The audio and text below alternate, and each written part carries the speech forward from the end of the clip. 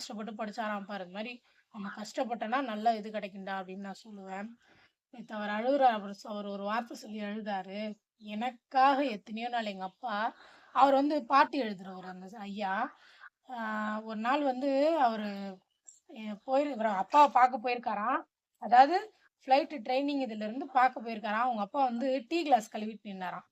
அப்போ எங்க அப்பா அப்போ வந்து அவரு தமிழ்ல ஆசிரியராவும் இருந்தவராம். கவர்மெண்ட் வேலைய உதறிட்டு இந்த கவிதை எழுதுறதுக்காக வந்துட்டாராம். அப்போ எங்க அப்பாவ பார்க்கும்போது எனக்கு ரொம்ப கஷ்டமா இருந்தது. ஐயோ! நம்ம கஷ்டம் குடுத்துட்டோமோ நம்ம அப்பாவுக்கு அப்படின்னு. அப்ப எங்க அப்பா சொன்னாரு, "இன்னைக்கு நான் கிளாஸ் கழுவுறேன்னு நீ நெனைக்கிறப்பா, கண்டிப்பா நீ வந்து ஆ நல்ல நிலைமைக்கு வரும்போது இதே இத நீ பெருமையா சொல்லுவ" அப்படின்னு சொல்லி அவரு சொன்னாராம். அத சொல்லி அவரு அழுதாரு. எனக்காக எங்க அப்பா எவ்வளோ கஷ்டப்பட்டாரு. எங்க அப்பா போயிட்டாரு. எங்க அப்பா போயிட்டாருன்னு ஐயோ! ஒரு 1/2 மணி நேரம் எனக்கு அவர பார்க்கவே முடியல. அப்படியே ஒரு இதா இருந்தது. எனக்கு மனசுல என்னென்னவோ எண்ண ஓட்டங்கள்லாம் ஓடுச்சு. யாருனாலும் சரிங்க. அந்த தகப்பன்ற இத யாராலயுமே திருப்பி என்ன வயசானா என்ன? தாய், தகப்பன் 2மே எந்த வயசானாலும், அந்த பாசம், அவங்க நம்மளுக்காக இது இருந்த தியாகங்கள் அதெல்லாம் மறக்கவே முடியாது. ஒரு சில பேர் ரொம்ப ஈஸியா மறந்துடுறாங்க. அது எப்படின்லாம் தெரியல.